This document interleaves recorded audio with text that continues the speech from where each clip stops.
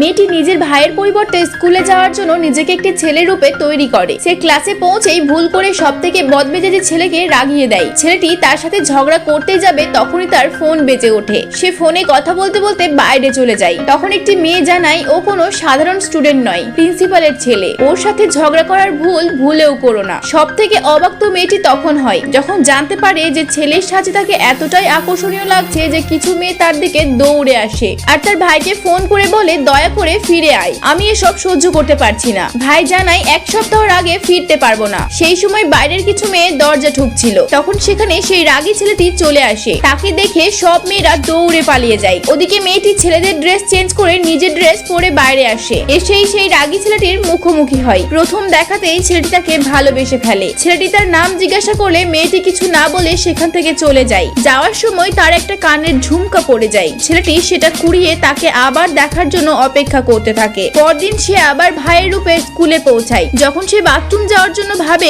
তখন বুঝতে পারে না ছেলেদের বাথরুমে যাবে নাকি মেয়েদের। সে একটু ভেবে ছেলেদের বাথরুমে যায় আর ভেতরের পরিস্থিতি দেখে চিৎকার করে দৌড়ে বেরিয়ে এসে মেয়েদের বাথরুমে ঢোকে। সেই সময় দুটি মেয়ে দেখতে পায় আর পিছন পিছন গিয়ে রেগে বলে বাইরে বেরিয়ে এসো, এটা মেয়েদের বাথরুম। তখন মেয়েটি নিজের গলায় বলে আমি নিজেই একটা মেয়ে, কিন্তু তারা বিশ্বাস করে না। তাদেরকে বিশ্বাস করানোর জন্য মেয়েটি নিজের পোশাক পরে নেয় আর বাথরুম থেকে বেরিয়ে এসে বাইরে যেতেই সেই ছেলেটির সাথে ধাক্কা লেগে যায়। ছেলেটি তাড়াতাড়ি তার দিকে হাত বাড়িয়ে কথা বলতে চায়। মেয়েটি কিছু না বলে মুখ ঘুরিয়ে এগিয়ে যায়। তখনই সেই মেয়েটি তার হাত ধরে বলে আমি ওকে পছন্দ করি, ওর থেকে যত দূরে থাকবি ততই ভালো। এটা শুনে মেয়েটি রেগে নিজের ইচ্ছায় পড়ে যায়। এটা দেখে ছেলেটি দৌড়ে এসে মেয়েটিকে কোলে তুলে নেয়। এসব দেখে পিছনের মেয়েটি ভীষণ রেগে যায় আর এদিকে তারা ধীরে ধীরে একে অপরকে ভালোবাসতে শুরু করে।